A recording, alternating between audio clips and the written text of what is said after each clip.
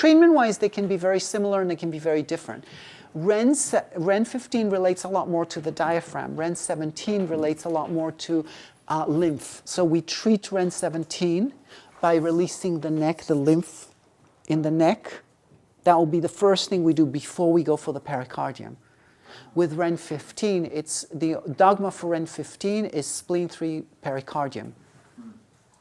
Whereas the dogma for REN 17, which should be pericardium first, it's the moot point of the pericardium, right? The first thing I'm looking at is drain the lymph because all the thoracic lymph goes here. Release that first, then I can do the pericardium. So there's a difference in thinking. Okay, thanks. You know, Yeah, no. This will happen. No. I'll go through all those. Not to worry. So we were at before the question. Sticking of 3 fingers of pericardium. Sticking 3 fingers. Yes. So you move 3 fingers in. Oh, that you start with a left spleen line. You were 1 step behind. I start so that the person can know what my fingers feel like. If they've never been palpated and you start going, do you have adrenal? Do you have this? Do you have this? Do you have this? It's like, whoa, I have everything. You know, they don't know what your fingers feel like. They need to get acquainted with you, with what your fingers are like. Now, the biggest mistake that I see people make in this style is because they've learned, if you have just below kidney 16, that's called adrenal. Treat adrenal, kidney 6 plus 27. Don't use kidney 6, use kidney 7 and 10 if kidney 2 is painful. Don't worry about all that stuff right now. Okay? So what are they doing? Do you have adrenal? Yes. Kidney 6, 27. No more adrenal. Okay. Nice, you got success. I mean, it's good. It's good for your ego. It's actually very good for the patient because, number one, something moved and you prove to the patient that, well, you can do it. You know, no, patients love this thing. One of the there's an advantage and a disadvantage to the style. They come together. The advantage is you're not taking the pulse and saying, oh, yes, your pulse is much better. What patient likes that? You know, it's like, my pulse is much better. What do I care? I never take my pulse, you know. But if you poke and they go, ouch, and then you press on another point and they go, oh, wow, it's gone, you immediately gained a reputation with them. And placebo is the most powerful medicine there is. Okay, so let's not joke about it because it's the truth. If the patient trusts you and they think you're good, they're going to get better.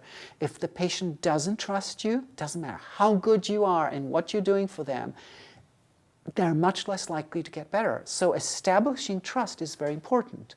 Okay, you can establish trust with this style in 2 seconds flat. Feel it. Not comfortable, right? How is it now? Wow, it's gone. You're a genius. Okay? The problem is if you can't produce it, you're vulnerable. Your pulse feels like shit. Your pulse is beautiful. So much better. Oh, your spleen is now rising to your kidney and your kidney is descending to your heart. And what the hell does that mean?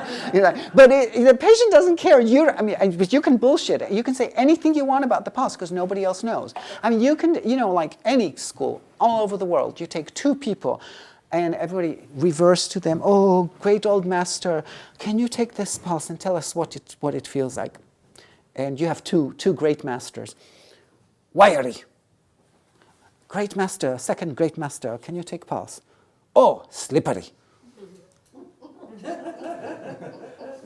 It's like, this is the nature of pulse taking. Everybody's going to have their own idea, you know, and it's fine. What matters is not what do you think of this pulse, is what would you do with this pulse? It's the wrong question. By the way we're trained with pulse diagnosis is wrong, in my opinion.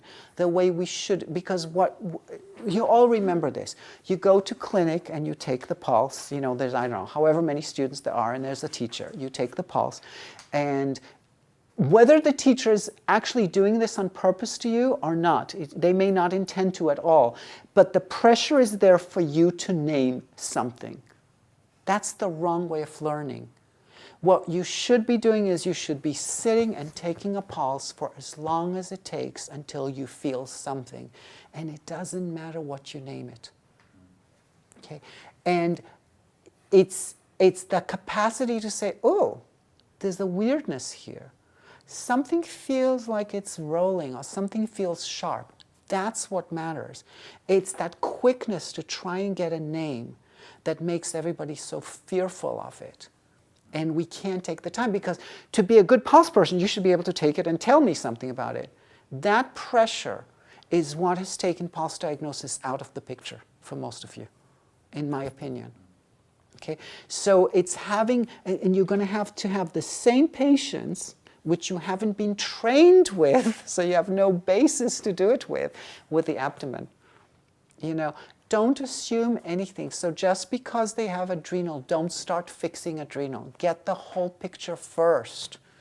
Okay? So one of the biggest mistakes that I see in people who use this style at the beginning is, you have this, let me fix it. No, you have this, let it be. You have this and this and this. Can I fix all three? Okay, I don't want to fix one at a time. That's chasing symptoms. Even if I'm calling it your adrenal constitution, your, anxiety constitution. I made it sound like it's not a symptom anymore by naming it something sort of more constitutional, but I'm chasing after it instead of like, which one will knock off everybody else? So the next stage, after you palpated the body and you have a map of what this person has, now you have an idea. They have this medical history, these palpatory findings. Correlate the two and start coming up with an idea. The reason you have this, your shoulder pain, yes, I know you went rowing, but you have your appendix removed when you were 10, then you have gallstones when you were 40, okay? And I can still find them in your body. And by the way, when I fix your appendix, your gallstones get better. And by the way, now your shoulder is much better. That's the way to treat, in my opinion, okay? Now, that person may show 3 other things. And the big question is spleen 9, if I think appendix is the root, is spleen 9 fixing a lot of other things for them? Okay? So they may have a lot of other abdominal findings. And wow, if they're really a spleen type, spleen 9 did a great job for everything in the abdomen. Whereas another person may come and let's say they had, I don't know, REN 55 on their abdomen. It doesn't matter, Another person with REN 55 on the abdomen, spleen 9 may not do it. Okay? So that to me is really what this is about. Find out what is the root and test that, because it's just a theory, test it out. And that's the hallmark of this whole style, is the testing. That's what you see us do, which is very different than anybody else. We keep testing things and we change our minds all the time. Because if you test something and it doesn't work, well, I had a beautiful theory, so who cares? Theory is theory. The patient has to get better. That's the only theory that counts. Okay? So that's the difference where like in TCM, one second. In TCM you say, okay, you have spleen Qi deficiency, spleen 6, stomach 36. Okay? It's like, or, you give them herbs, you give them Dangshan Fuling, blah, blah, It's like next week you'll tell me if you get better.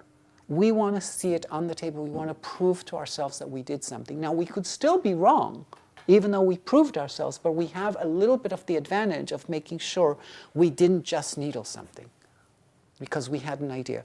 So the way we look at things is, what is the medical history? What is the abdomen saying? What kind of story can I make out of it? I call that prioritizing. I make up a story. You have a weakness because originally appendix moved to the gallbladder, created shoulder problem that got now got with a boat actually starts showing, but it was waiting to manifest, sort of thing. Okay. Therefore, if I treat appendix, your shoulder will get better. Can I test it? So that was the prioritizing. I tested it. It proved correct. Great. Go ahead and needle. Didn't prove correct? Stupid theory. Forget it. Doesn't matter. You may add spleen 9 to this person because you know their appendix and maybe it released up the appendix scar pain. That's fine. But it didn't fix their shoulder pain. It didn't fix other things. Okay, so look for another. Oh, Maybe you have autoimmune problem. Oh, okay, maybe autoimmune is the real thing here. Okay, always look for what is the root. That's the system, and test it. Don't make it up. I mean, do make it up, but then test it. Okay, don't get too intellectual. This is very much in your hands. Kiiko used to like to say, this is blue-collar acupuncture. This is not white-collar acupuncture. Okay, you had a question. Yes, coming back to this appendix, would you say then, if it was an appendix, then would you have a pain on the appendix scar? Yes. Gallstones, you've got what, liver? It will show, well, gallstones show when you tap like this. But, okay, so this is one of the things you have to remember. Just because somebody had something, it may not reflect in a body. So let me get someone here and I'll show you that. The idea is that the connective tissue, that there is a resonance between different areas of connective tissue and certain issues. And that's why we can say, if you have, this reflex in the abdomen is a reflex of X, Y, and Z. There's some system, there appears to be some sort of resonance between this area in the abdomen and that connective tissue with certain problems. But it doesn't mean that every problem of that nature is going to show there in the abdomen. You can have people, it's like most people with thyroid problems are going to show somewhere in the neck. They won't all. And they can still have a blood test that shows horrible thyroid numbers. And yet you touch the neck, oh, it's fine, I don't have a problem. And you touch, you don't feel tight, you don't feel flaccid, it feels fine. So in this particular person, the root of the progression didn't seem to go there. Okay, but we can say, everything in medicine is statistical. So most people with this thing will tend to show that. So they may have had an appendix, it was removed. They're not showing right side stomach 27 area, which is what we would call appendix reflex, or the scar itself. The problem with the scar itself is when they cut, you're seeing where they're cutting on the skin, you're not seeing where they're cutting underneath. They're going inside, they're opening, they're going under, sideways. So it doesn't mean anything. The scar is just one place. But you may not find pressure pain in the abdomen. That's possible, yes. Now it doesn't mean, but if spleen still wow, my shoulder's totally better, your theory is correct. And this is where my teaching is different than other people, especially, people like Andy who are very systematic, as I understand it. I'm very non-systematic. In other words, I will take this idea that, it was your appendix moved to the gallbladder, blah, blah, blah, and I will use spleen 9. And if spleen 9 now resolves, say, do 20, okay, I'm good with it. For me, I found the root. Many people don't do that. They want the spleen 9 to fix what it's supposed to fix. And I'm saying, you can jump 3 steps, because spleen 9 treats something that may no longer reflect in the body. It's okay. So I'm asking you to take the ideas and utilize them. And then would you just use the spleen 9 on the right-hand side, or would you put the other one in as well? Just to... It depends, because if I think ultimately it's really a spleen, because if they have lots of other things, yes, I will probably go to the other side. Kawai had a fabulous phrase. He said, insurance, and he didn't mean billing. Okay, he meant because he was talking more about stroke. If you have stroke on one side, you can't just treat the right side. You've got to treat the left side too, because they had stroke on the right side. There's a really good chance they're going to get one on the left. So you have to take insurance, prevention.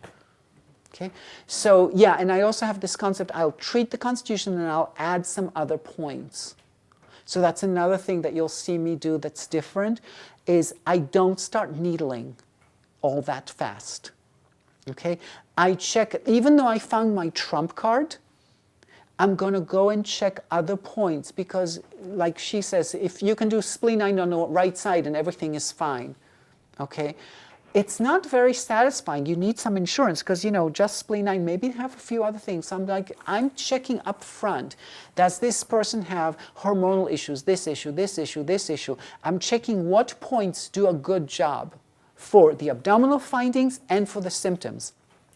I prioritize which ones are most important, And I will go for it, but I'll probably actually maybe not put it last, but it may not be my first point. Because if you use a point that eliminates all the symptoms right up front and you needle it, you have no way to check your other points.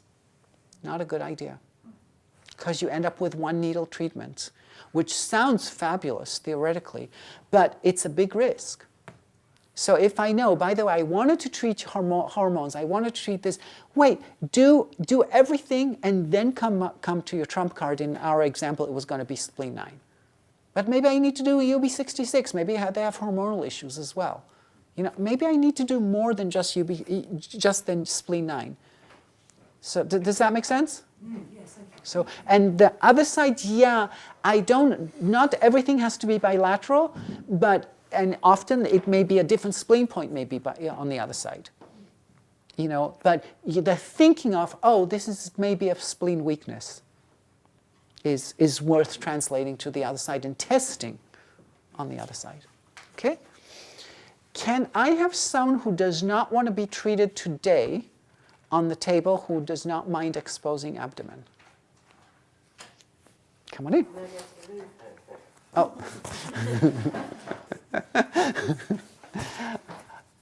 Okay, any questions while we're waiting for the loo? Also, you mentioned earlier, the patient who appears to have very little pressure pain anywhere, but still, let's say they're coming in for backache or something, but you simply can't, you try as hard as you can.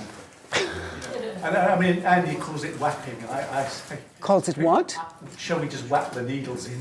Whack. Oh. Do you just put them in even though you can't find? Okay. Well, okay. Your example actually has two different kinds of examples. Okay. Number one, there is the person whose pain you can find in the back still, and number two, the person, I have back pain but you can't find it. There's a big difference.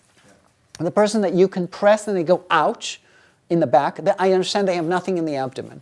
By the way, there is no human being that there is nothing in the abdomen can happen. By the way, the first thing when there's nothing in the abdomen, you can't find anything in the abdomen, first thing you go is take the pulse. Do you have a slow pulse? If you have a slow pulse, that's totally acceptable. You have nothing in the abdomen. Okay. Second, abdomen, they may not say anything, but you can still feel, so work with that. But the big difference is if I can press, they say I have L5 herniation. If you can press on L5 and produce pain, you can then use the needle, you can check with that. Second type person is you press on L5 everywhere, and they say no, no, no, no. And then you have, within that, you have two types also. This is going to get very complex. You have the one that says, but it hurts. So at least you can press, you can say, okay, pressing spleen 9, does it hurt less?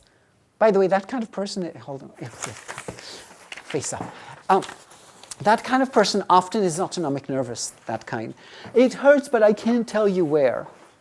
Okay, that's generally typical autonomic nervous system. They can't connect with the body, okay, under third toe. I have a big principle of treatment, okay, just like the Chinese principles of treatment. Avi's principle of treatment is this. If the person makes my blood pressure rise, they get blood pressure treatment, okay? And I'm telling you that it works, okay? It sounds like a joke. It totally works. Now, you have to understand that I'm a person with not a huge amount of patience, in life. So just kind of, so my blood pressure can go up pretty fast, kind of like about as fast as Kiiko's. Okay, we're very similar in that respect. We don't have a lot of tolerance. But what do you mean you don't know? It's like, well, can't you tell? No, they can't tell. They really can't tell. But it's that inability to connect between the brain and the body, or the people who tell you, I think it's let me see, maybe 5% better, maybe 7% better. Are you kidding? Who cares? I mean, just 5%. It's like it didn't get better, Or the ones that tell me, it's I think it's better. And then you say, well, how much? 90%. You know, it's like there's something that's not coordinated with that person. They can't relate to what's going on. So the person you cannot press and create the pain. Because if you can press and create the pain, you're not whapping in needles. You're checking the needles against the back pain. It's the person that you cannot produce. And now you have the two types. The one who's complaining of the pain right there on the table, but you can't produce it. It happens. You can't produce pressure pain. That's one. And the other type is the type, but it's not painful now. I hate those. It's like, it doesn't hurt now. Yeah, what do you want me to do with it? It's like, because the simplest thing to do is to take a pain that exists now. You know, the hardest thing to do is to take a pain that you're not seeing. You know, because that requires you to have the imagination, and because they have no reflex, and because none of us are trained to say, okay, when you bend like this and look at the angle, and when you're bending like this, do you have a higher angle, and can I equalize? We don't have that physical therapy kind of training. We don't have that capacity. So the type of person who says, my knee really gives me lots of pain. But not now. Not now, it's been okay. Yeah, and yeah, or the ones who come and say, my knee gives me pain if I walk 10 miles. You know, it's like, yeah, I'm going to wait for you to walk 10 miles, do my first experiment for the knee, and then have you walk another 10 miles if that experiment didn't work. It's like, it's impossible. You know, so yeah, those kinds of people. So what I suggest is, first of all, every human being, there is some reflex somewhere. You just have to get smarter about it. That's why I'm saying, don't forget the neck. I've never met a human being without something in the neck. Teeny maybe, but something. Okay, that's why I think this can be much more important than the abdomen. Secondly, take the medical history. Okay, and then at the end of the day, yeah, they're going to be the people that, okay, I'll do the best I can, but it's like you just have to accept that, just like the pulse may not tell you anything, the tongue may not tell you anything, the abdomen didn't. You do the best you can, and that's totally valid. So, yes. I was going to say there was a case I heard of where all it was I think it was spleen 7. When it was pressed, it was just a bit sore, and that was the diagnosis. So it was water retention. Despite this person having heart problems, lung problems, nothing was found anywhere. Yeah. Apart from a little bit of edema, and that was it, water retention. That wouldn't be quite the Kiiko way of doing it, to be quite honest.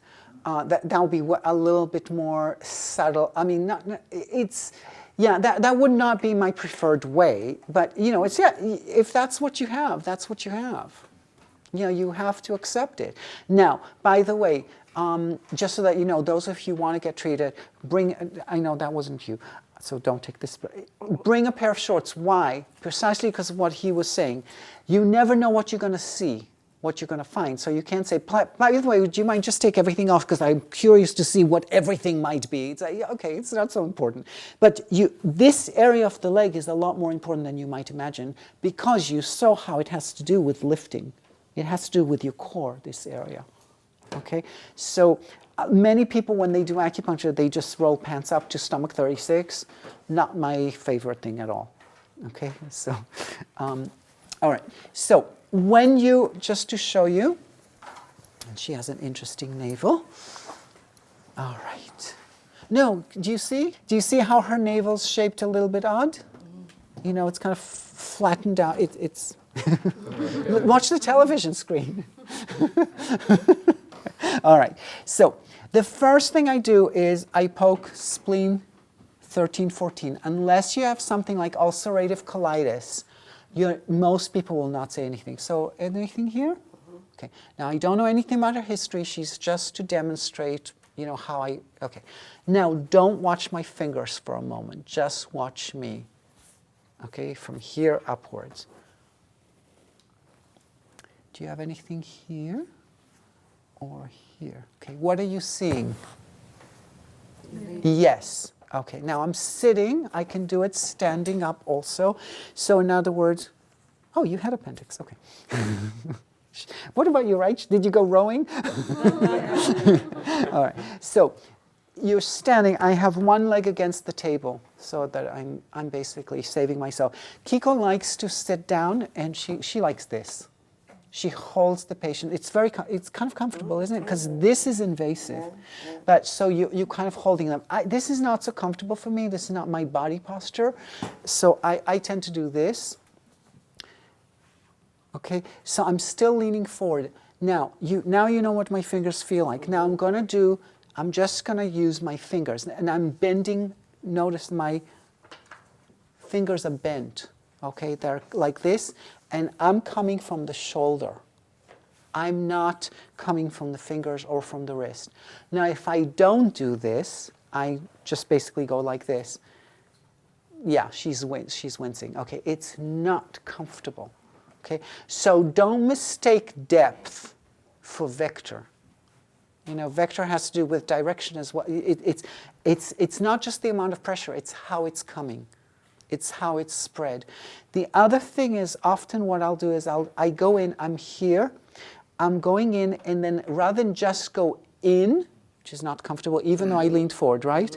It's still not comfortable. Yeah. Look, this is really awful. This is less awful, but this is best, right? Okay, why? Because what I did was I went dicky, dicky, dicky, okay? But come in stages, okay? You don't have to get to the bottom in one shot, okay? And you also, the other thing is, you don't know where the bottom is, okay? So you've got to go, you know, just like with a pulse, you've got to go 3 levels, you know, and I'm not saying it has to be 3, it can be 5, I don't care how many levels you have. So now what I do notice already is I know she has a Ren 9 pulse. You feel your pulse here. Oh, yeah, I know that. It's okay. So, but I'm looking right now for pressure pain. How about here? Yes, a little bit. Here? No. So just this side. Okay. How about 12? Okay. Now we know you had appendix. 1, 2, 3, 4. So notice I'm no longer doing this thing to it. I'm not exaggerating it as much because I don't need. I wanted to show you, but it's still there. Okay, nothing, anything, nothing. Okay. How about above appendix? No. Okay. You're not showing a lot. Okay, you tend to be nervous? No, I don't think so. Don't think so? Okay. Do you get startled when a car starts behind you? No. The reason I'm checking pulse is because she's not showing a lot in the abdomen. But you see the redness in the hands? That's a recent thing, actually. Like a year, probably. Uh-huh. And do you know why? Because she's not cold, so it's not Raynaud's or something. So, not sure. Okay. Do you know what your blood pressure is? 115/74. 115/74. Okay, perfectly acceptable. Okay. No, it's okay. What was the startled question for? Because I feel her hands touch. Clammy. So I said, some people you can say, you know, also I don't live in this culture, so it's hard for me to know how people react to certain questions. In the States, I can ask, you know, do you tend to be nervous? If people will say yes or no, you know, and they'll be relatively honest about it. I don't know if in England they necessarily will. I don't know if they relate to the same thing. So the next thing is, do you get startled when somebody starts a motorcycle behind you? Because the autonomic nervous system type does. You know, somebody go and they like jump. Some people are like, oh, there was a motorcycle there. Oh, cool. You know, it's like you know, depending on how your nervous system is. So I think she's probably autonomic nervous system. Besides the fact that she has Ren 9 pulse, just because there's the clamminess, and so then I also asked about the blood pressure. To see if blood pressure, weird blood pressure, but her blood pressure, 115/74 is a perfectly acceptable blood pressure. It has a 40 differential, and then neither number is low or high. Okay? Don't think that high blood pressure is the only problem in the world. Okay? Low is a very clear problem, and weird, meaning, I'll give you weird, 120/60, neither one number is wrong. 60 is sort of borderline low, but it's not the end of the world. But the gap is too big. Okay, 105 over 80. The gap is too narrow. Neither number is wrong on its own, but it means the sympathetic and parasympathetic nervous systems are not working well together. Okay, so that's why I asked her about that. Okay, so what we found was basically Ren9 pulse, but no pressure pain, right? I'm looking for, okay, but a little pressure pain here. Yeah. Okay, a bit. Okay, all right. 4%. Sorry? 4%. 4%, okay. 4%, all right. I told you she's an autonomic nervous system person. 1, 2, 3. Now, when I poke the neck, the SCM, okay, why am I poking the SCM? Because I still think she's autonomic nervous system, even though she doesn't get startled. You know, it's still my idea. I don't know if it's true. Under the SCM goes the vagus nerve, and the vagus nerve is a parasympathetic nerve. So one of the things about the system is it's very Western oriented. Okay, so we're thinking very much along Western lines. So if the vagus nerve is congested, you're not going to get a parasympathetic feedback to the organs. Okay, so, but I'm checking it with a flat hand because if I can't do this in the SCM, it's very uncomfortable. So you go 1, 2, 3. Okay, 1, 2, 3. Anything? How about 1, 2, 3? Anything? No. Okay, let me check in the back. No, you can't see, but I'm going against the vertebrae from the side, like the Wattos. 1, 2, 3. Anything? No. 1, 2, 3. Okay, the scalenes. You can see that their scalenes are tight. Okay, you'll see if what she says. 1, 2. Okay, 2 clearly. Okay. How about 1, 2, 3? 2 again, right? Yeah. 2 and 2 and 4% and pulse. 4% is what we have. Now, unfortunately, I can't show you what I wanted to show you, which is basically related to your question. Why don't things show? Because it has to do with how the connective tissue is. Now, so I'll show you on that on someone else, but just for a moment, if you don't mind. Mushu, okay? Best for Ren9. Lots of people have Ren9 pulses, by the way. Okay. You feel the pulse less now or the same? Less. Less, yeah. So where are you pressing? Sorry. Mushu. Right. Ren 4 all the way out to gallbladder 26. Okay. How is 4%? It's almost gone. Almost gone. Okay. I believe, I'm not pressing now on Mushu. Number 2 and number 2, correct? Which one's worse? That one. Okay, good. Okay. Left side. Okay. Mushu on the right side, because we generally say same side for same side, okay? But I just want to see if this is essential for her. Hi, how's now? Fine. And how's this one? Slightly still. Interestingly, the side that's supposed to work for her does so you can determine sides so clearly often. Now, why? Because I'm trying to lift her up, trying to create the space for her. Okay, that's why I'm choosing the Mushu. But what I really want to show you, which I can't quite do, well, she doesn't have enough of the fine, because the pulse is not, she doesn't say pressure pain. So, thank you. Pleasure. Thank you. Someone else? That doesn't have to go to the loop before we poke them? How do we pressing the mushu? Mushu. Well done. Not a huge amount. I mean, she can tell you how much, but here. No.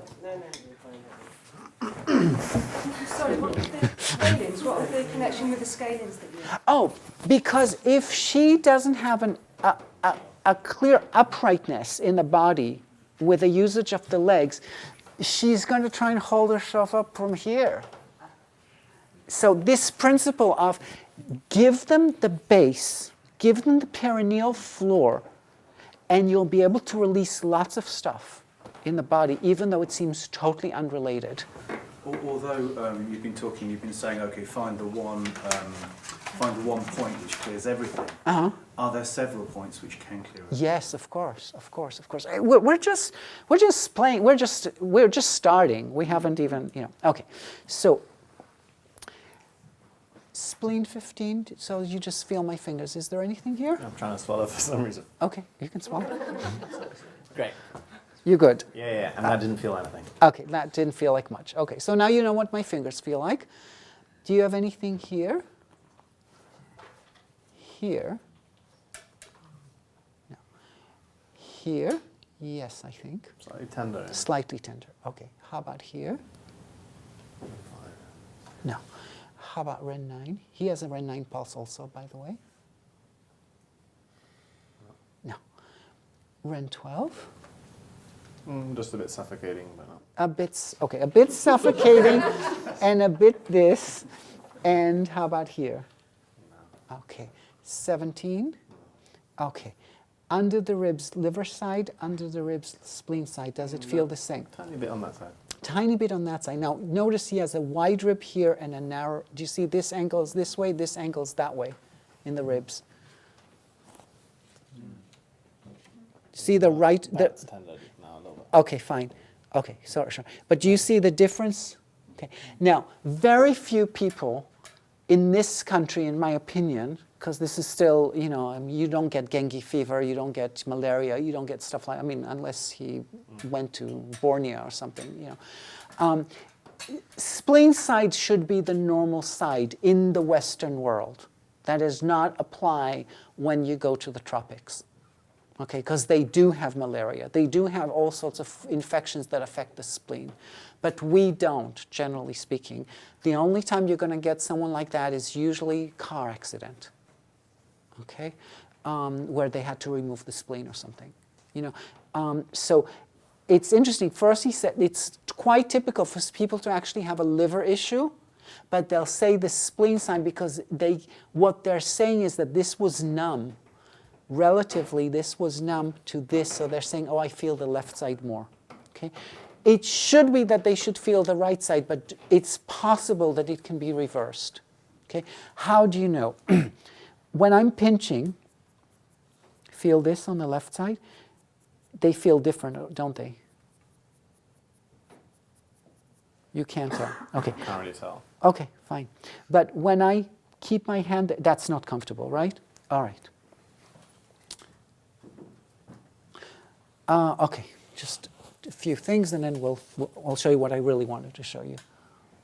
Okay, so I'm thinking he's liver, okay, and then you also had a little bit here and suffocating. Yeah, there. Okay, suffocating, okay.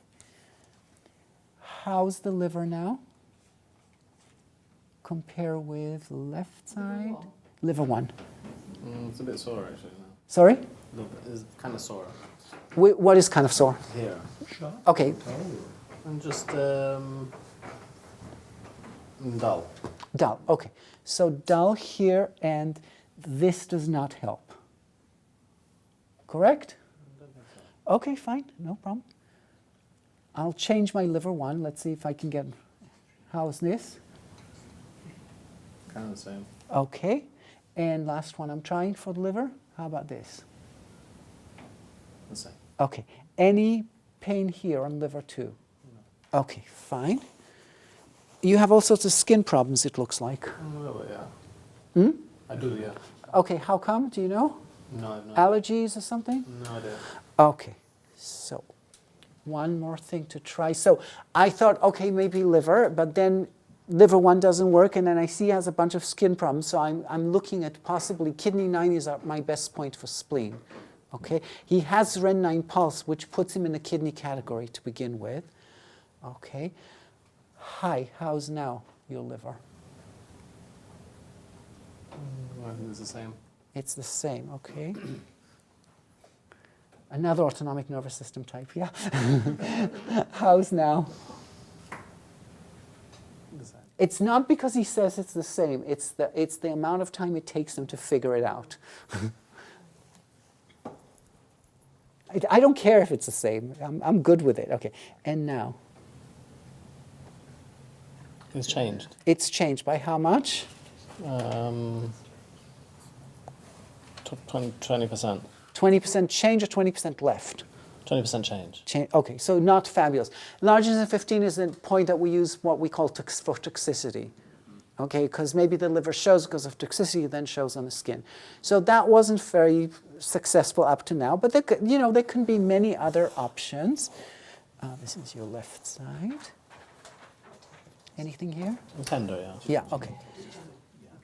Sorry. What's tender? Sorry. Wato of T11 to L2, or just outside. We call, no, nothing too sure. Food out, T11 to L2 is not sugar. Okay. How's the liver? Sort of maybe, from 20 to 30 or something. Okay.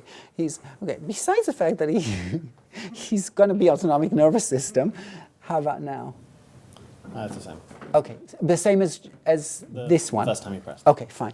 The reason I'm checking on the left side, T11 to L2 on the left side just outside the vertebrae, we call this, well, we don't, it's not we, humans call, a physiologist, whatever. There's something called the cisterna chyli, which is where the fat, the food gets absorbed in the small intestine and gets shipped off to the liver directly, with the exception of the fats go to the cisterna chyli, which is a lymph node, and then it gets over to the liver. So I'm thinking maybe he has some sort of fat metabolism issue.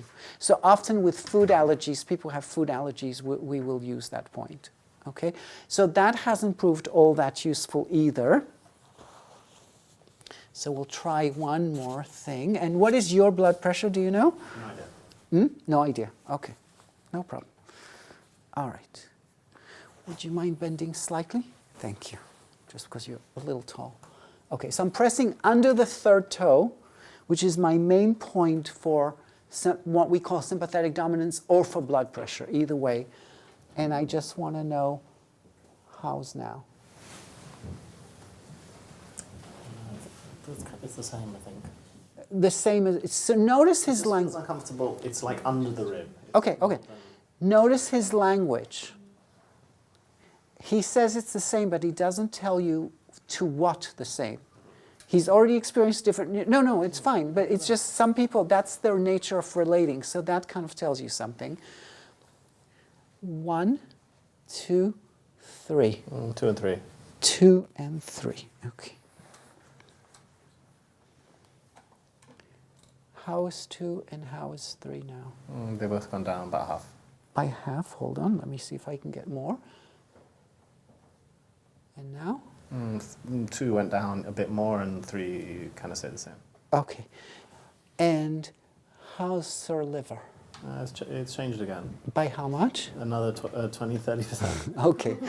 No, he's not doing it because I'm pressuring him. I mean, he might. I mean, I can't. But what happens is, if I release his nervous system, he'll be able to relate more clearly. Okay? So, for the SCM, I call Sanjiao 8 opposite side. Okay? It's not really Sanjiao 8 because it's about a third down from the elbow. Okay? So you slide up until you stop. Okay? We call Sanjiao 8. Okay? And that releases the SCM opposite side. Not going to use it a lot. This is one of the most important, this is what I was going to tell you with Shaoyang. If there's one thing you learn is triple warmer 8 to release opposite side SCM, you've got what you needed out of this class, in my opinion. Okay, there's lots more to be gotten, but it's definitely worth, If they have rapid pulse, use Sanjiao 5, regular Sanjiao 5. Okay, so what we call Sanjiao 8, or Kiiko might call above Sanjiao 9, is actually, it's about a third down from the elbow, and you can take it from the triple warmer channel, you can move it towards the small intestine channel. Okay? A little lower, Eileen, and what I would do, Eileen, come from the wrist upwards, because this way you'll stop. Okay? So it can be on the Sanjiao channel, or you can move it towards the small intestine, towards me. Okay? So, don't worry about tender. Do not worry. Treatment points do not have to be tender. Treatment points have to be effective. Okay? Reflexes are tender. Okay. So now we also thought maybe because you have the pulse here, you have suffocating, and you have liver. Now, before I do what I wanted to show you, it's gone down. Good. Okay. How is your liver now? Probably 60% from the original, the first time you went there. In other words, 40% less. Yeah. No, it's 60% less. 60 less. Okay. Well, we'll get to communicate eventually. Okay. Who is that? Yeah, this is Mushu. So it's almost universal that if you create this space, you squeeze them to give them a sense of who they are, like here, lots of things will start getting better. But what I really wanted to show you, because it started with your question, okay, we're back to normal, right? Okay, fine. Bend your legs. You do not do this with patients, but I'm allowed as demonstration here. Okay, excuse me, relax your legs. Okay. I'm sorry. Take a deep breath and out. And deep breath. And out. And once more.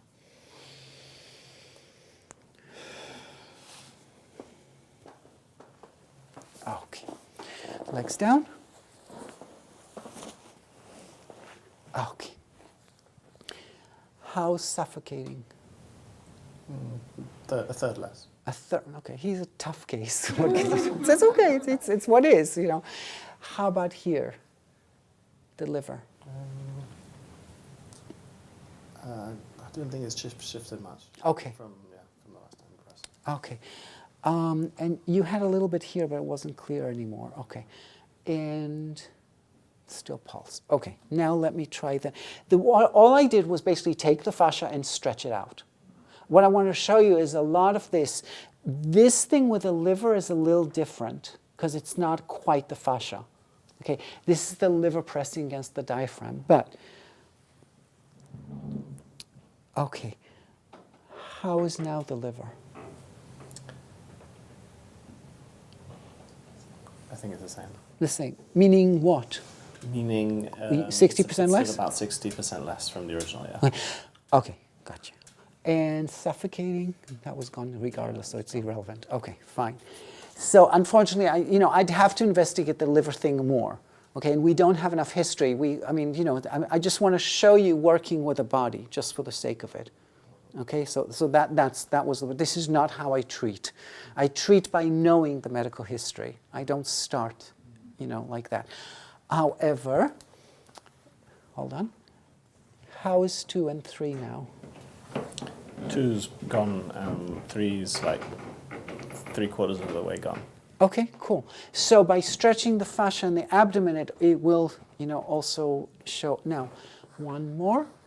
Do you have anything around C3? Yeah. Yes. Okay. When I press here, how is the liver? It's a bit more sore, actually. More sore. Okay, because I'm congesting your phrenic nerve. Okay, got you. Just 1 second. And how is now? The neck. Yeah, can you do it again? Yeah, I think it's gone down a little bit. A little bit. Okay, hold on. Let's try Sandra 5. I don't remember what the Oh, you have an interest. Did you do something to the wrist? Don't think so. Okay. Yeah, it's the same. Same. Okay, so it's not from there. Okay, I'll have to figure out how I can release C3 because I tried liver 1, which would have been my thing. It's okay. Let me show you another way to release the fascia, just so you have reverence for the fascia. Okay, sit up. Now you know how much I press gallbladder, Mushu, right? That's why you're here, right? Face them. Okay, sit up. By the way, I do this at the end of treatments on lots of people. Look to the right. Tuck your chin under slightly, just slightly. Very tense neck. Okay. Look to the left. There'll be no, stop. There'll be a huge stretch into the ear and the eye, so do it a little slow and just don't tilt your head. Okay. Look to the right, keep same level, the eyes to the right, Okay. Now look to the left. I'm stretching the scalenes right now. Keep going, keep going, keep going. You starting to feel it? Yeah. Okay, keep going. It's not pleasant, it burns. What are you actually pressing on there? I'm taking gallbladder 21 and pulling it down and towards me. I'm taking the whole trapezius. Are you okay? Yeah, intense. Yes, okay. Let's just do the other side and go. It's the same idea of what I did with the abdomen. I'm just doing it for the scalenes, and I want to see if that's going to get me. Okay. Lie down again.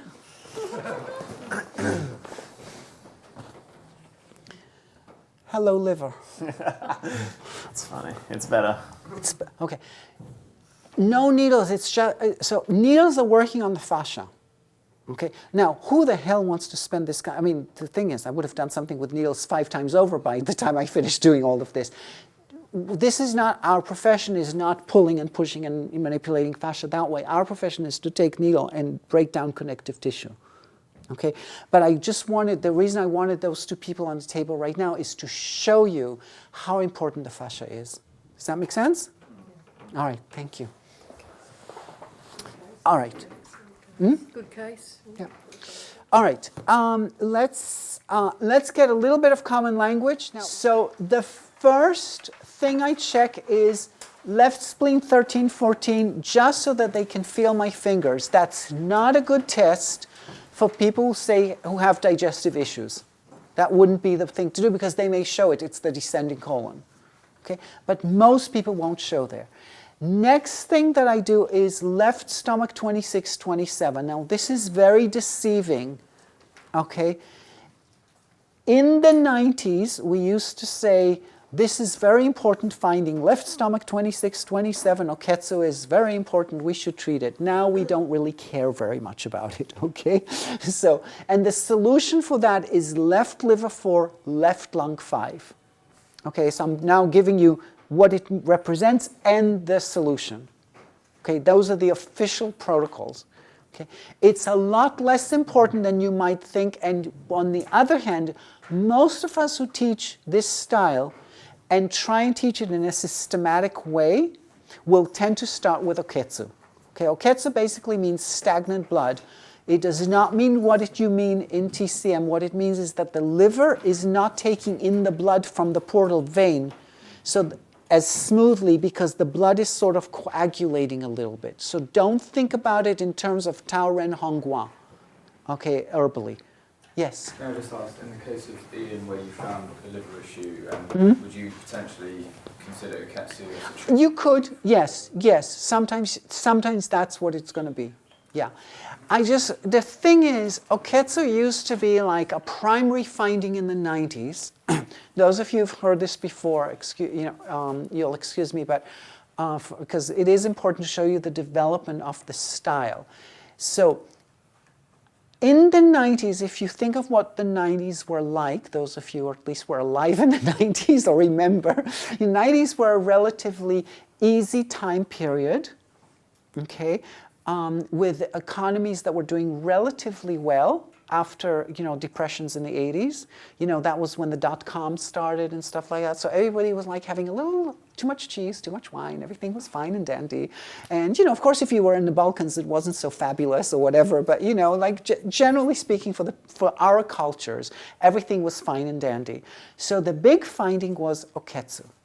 Okay, stagnant blood, meaning you had too much cheese, too much wine. The blood is sluggish. Okay, not moving as smoothly towards the liver. Okay, and it's important to treat it because if the blood is sluggish, nothing else is going to move. Okay, then around 2000 we get a big change. Okay, and in the 2000s the big finding was adrenal. Now, we've had adrenals before. It's not like we never saw adrenals. It wasn't like we didn't treat adrenals. But it became much more prominent. And oketsu lost its appeal, so to speak. And what we're seeing now is we're seeing a lot of Ren 9 pulses. and a lot less adrenals. So let me explain to you how I see this progression and why. Okay, so we spoke about Oketsu and why I think we saw a lot of Oketsu in the 90s. I can't speak about what people saw before the 90s. I wasn't around as an acupuncturist. I started doing acupuncture in 1990, so I can't say what it was like before. Around 2000, okay, so first we had the so-called economic collapse of the Y2K. Those of you who remember this thing, there was this big prediction that the world will come to an end in Y2K because of the computers couldn't handle it and blah, blah. But as a what happened economically was people were buying things in the late 90s, companies, to prepare themselves for shortages after Y2K, which never happened, which means that economically the economy collapsed right afterwards because nobody needed anything anymore. I mean, let's face it, the economy is based on, not on what we really produce, but on what we buy and sell. You know, I'm not saying it's good, I'm just saying it is.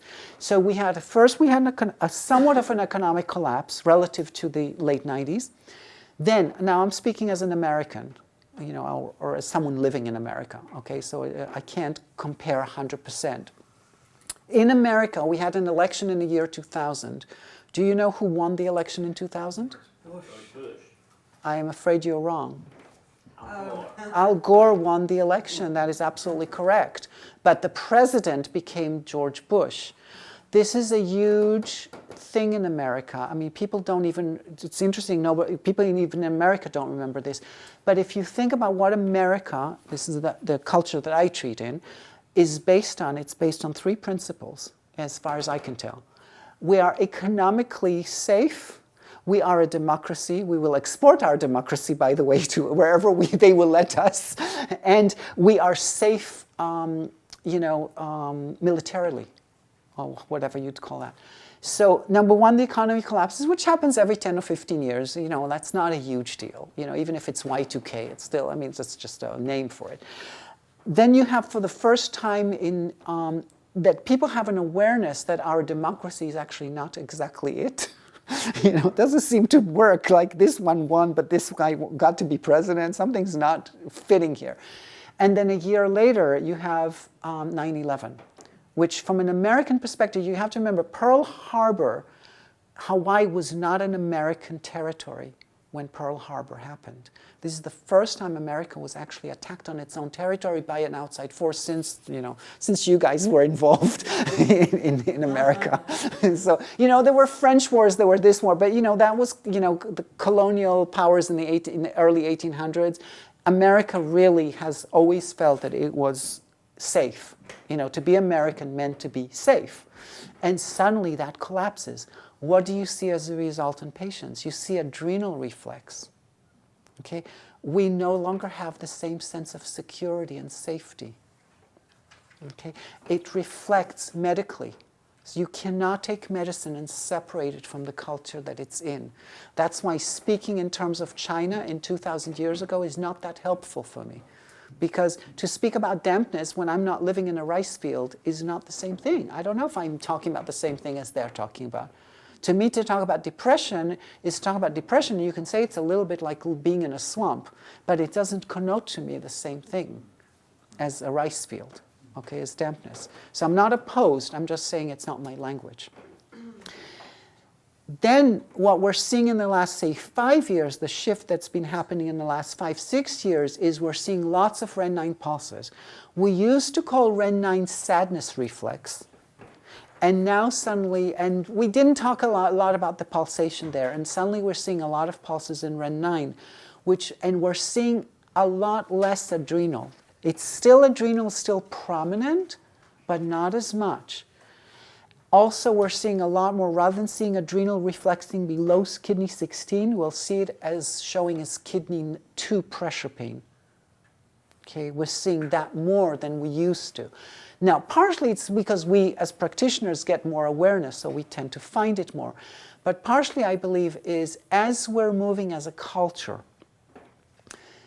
we're moving from this place of fear, we're moving to a place of helplessness or hopelessness. Okay? So think about it. All of us, you know, there's no one here that even already at some point as a child or as a teenager, has probably heard of global warming, of ecological environmental problems, of overpopulation. Okay, I'm willing to say that you're probably in the older section of the room.